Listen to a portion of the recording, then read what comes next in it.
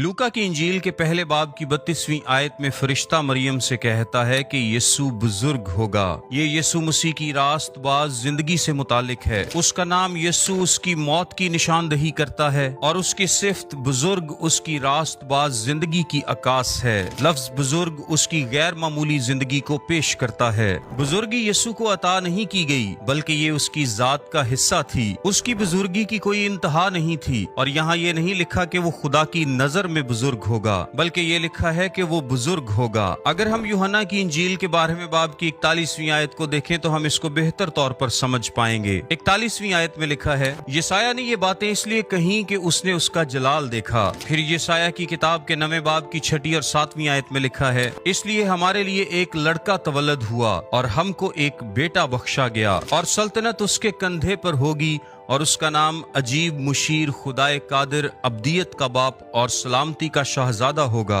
यसाया नबी ने आने वाले मसीह को देख लिया था। आप गौर कीजिए कि उसने न सिर्फ मसीह के मुतालिक पेशगोई की थी, बल्कि उसके जलाल को देखा था। अब यसाया ने मसीह का जलाल कब देखा था? अगर आप यसाया की किताब के 6ठे बाब को देखें तो उस वक्त यसाया हैकल में था। उसने खुदावंद को बड़ी बुलंदी पर तख्त पर बैठे देखा और उसके जलाल से हैकल मामूर हो गई और फरिश्ते जोर जोर से पुकारने लगे, कुदूस कुदूस कुदूस रब्बुल अफवाज है, सारी जमीन उसके जलाल से मामूर है। और वो खुदा की अजमत के इस अजीमुशान मुकाशफे की हैबत से मगलूब हो गया। जब यसाया ने खुदा का जलाल देखा तो उसने मसीह का जलाल देखा, क्योंकि खुदा के जलाल और मसीह के जलाल में कोई फर्क नहीं। यूहन्ना की इंजील के पहले बाब की 14वीं आयत में लिखा है, और कलाम मुजस्सम हुआ और फजल और सच्चाई से मामूर होकर हमारे दरमियान रहा और हमने उसका ऐसा जलाल देखा जैसा बाप के इकलौते का जलाल। ये वही जलाल था जो यसाया ने और रसूलों ने देखा था। जब मत्ती की इंजील के 17वें बाब में उसकी सूरत बदल गई तो रसूलों ने उसकी बशरियत में उसके जलाल को देखा था